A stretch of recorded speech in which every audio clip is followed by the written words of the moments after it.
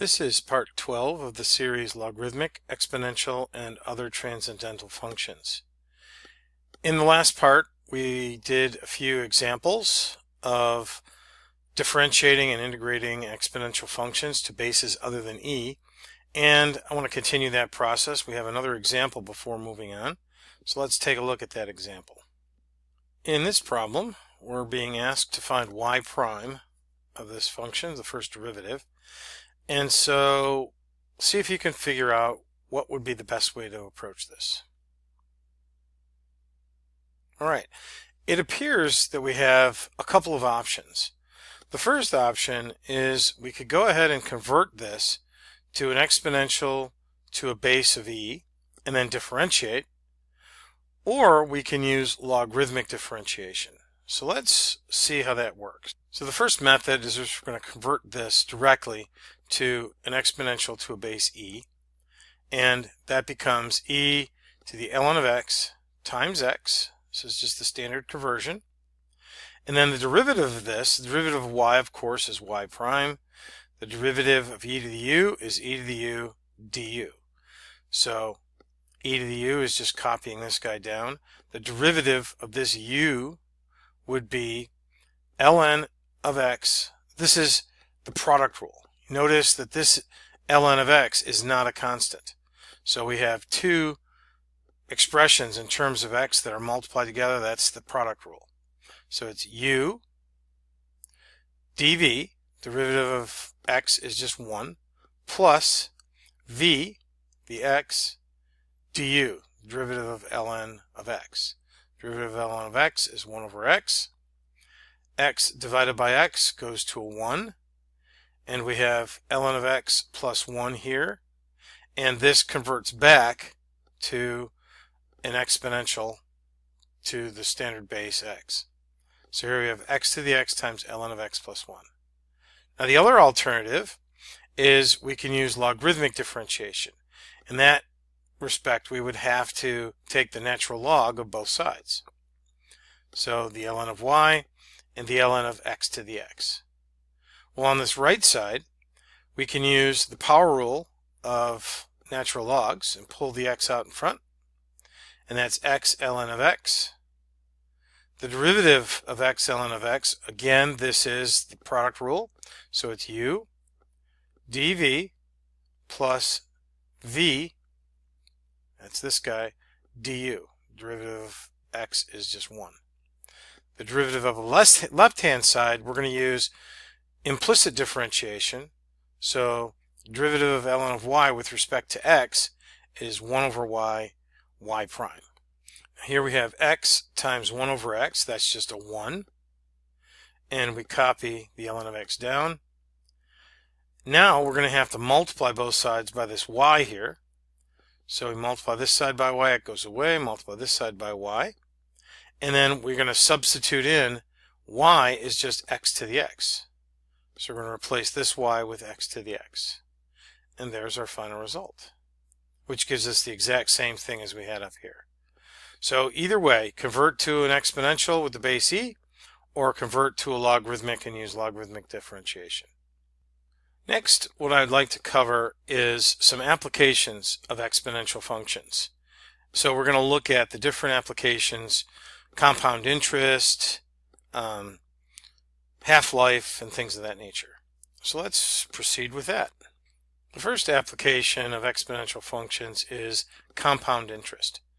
And this is a very common method.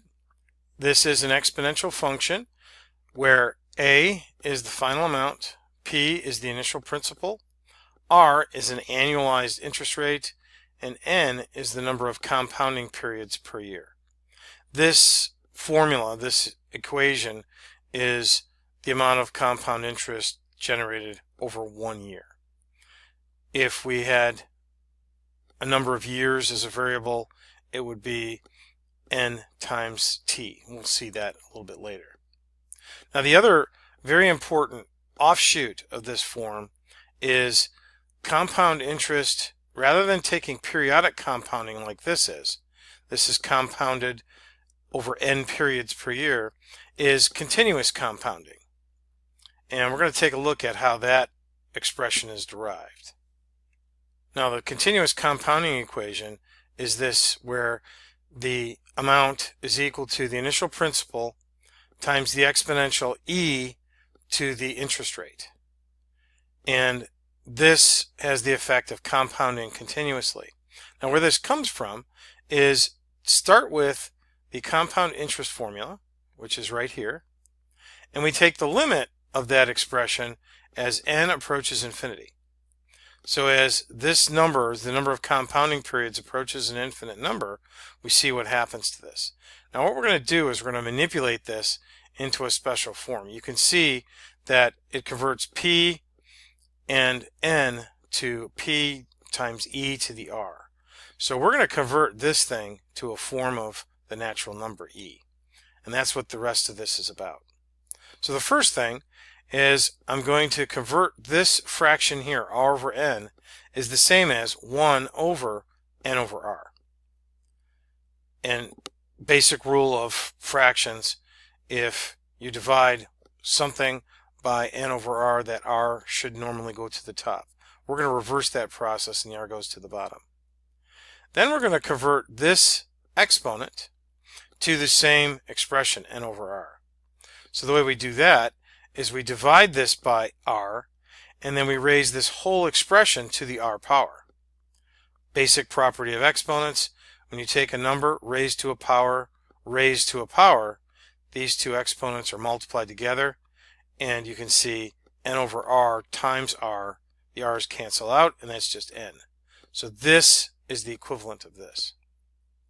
The next thing we do is we let some arbitrary value x equal n over r. So we're going to do a substitution where n over r is replaced by x. N over r is replaced by x, and we have this expression. Now this limit inside here is one of the definitions of the natural number e. If you were to put this in your calculator and set your window to 10 to the 8th, you would see that this number comes out to 2.7182818, and so on. And so this limit is just e. So we replace this with e, and we have this final form. In summary, compound interest compounded n times per year for t years would be this expression here. Principal times 1 plus interest rate over compounding periods raised to the time t in years times the number of compounding periods. And the continuous compounding formula is principal times e to the rt. R is the interest rate, t is the number of time in years. Now this interest rate is an annualized interest rate. So for example, if you had 7% interest annually, that would be 0.07 for this r. Alright, let's take a look and see how some of these exponentials would be used in the real world. The first example is a half-life problem. We have the half-life of carbon-14 is about 5,715 years.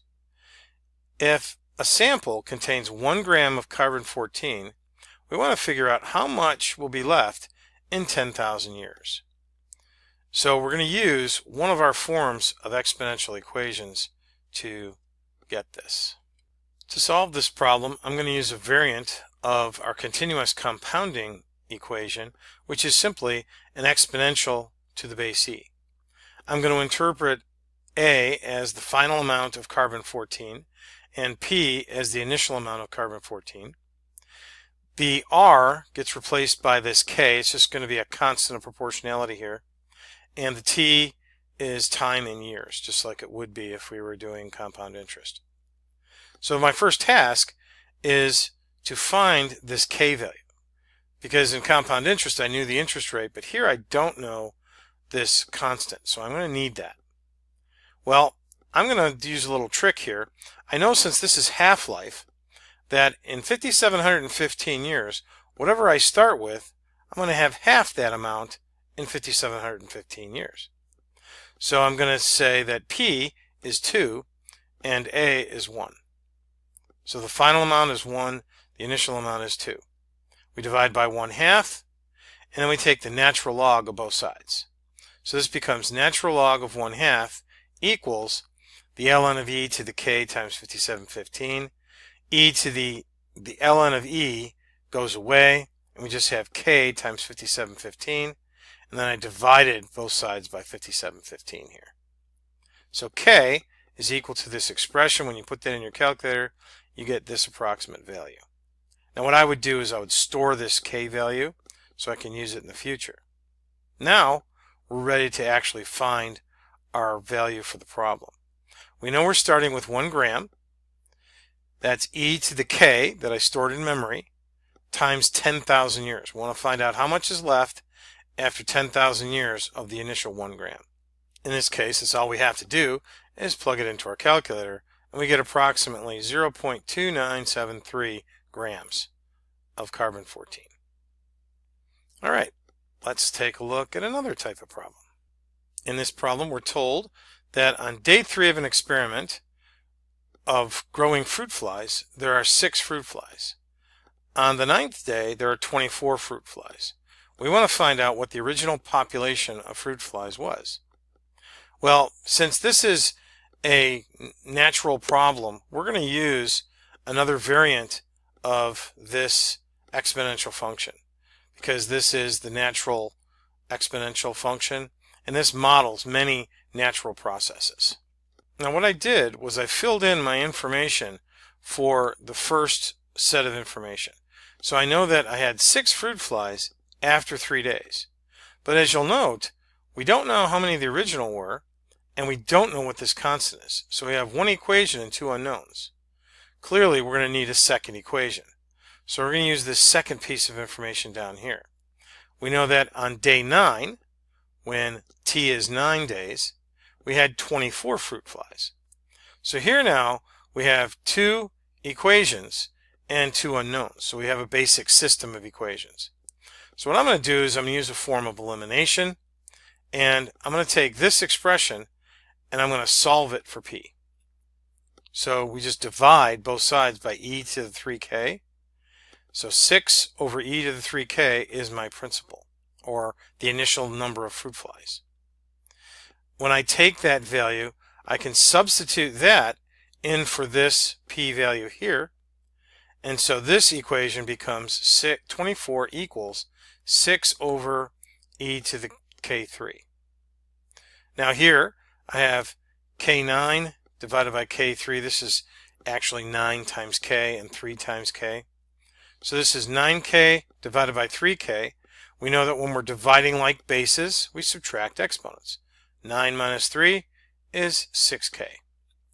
So we're left with 24 equals 6e to the 6k. I'm dividing by 6. 4 equals e to the 6k. Now I'm going to take the natural log of both sides to solve this exponential equation. Natural log of 4 equals 6k, and then we divide by 6. So my k value is going to be this value here. So I would again store that in memory, and then I can go back to any one of my expressions. Since I now have my k, I should be able to go back and find my p. So I'm going to use this first one and repeat it. So it's 6 equals the initial number of fruit flies, e to the 3 times the k value that I stored from here. Then that's all we have to do is divide 6 by e to the 3k, and that gives us our p. When you put that in your calculator, you find out that you had 3 fruit flies initially. Okay, well, we're running a little short on time for this video, and I have a few more examples that I want to work before we move on to the next concept. So I'm going to go ahead and end this video now, and we'll pick up the next examples at the beginning of the next part. So I will talk to you in the next video.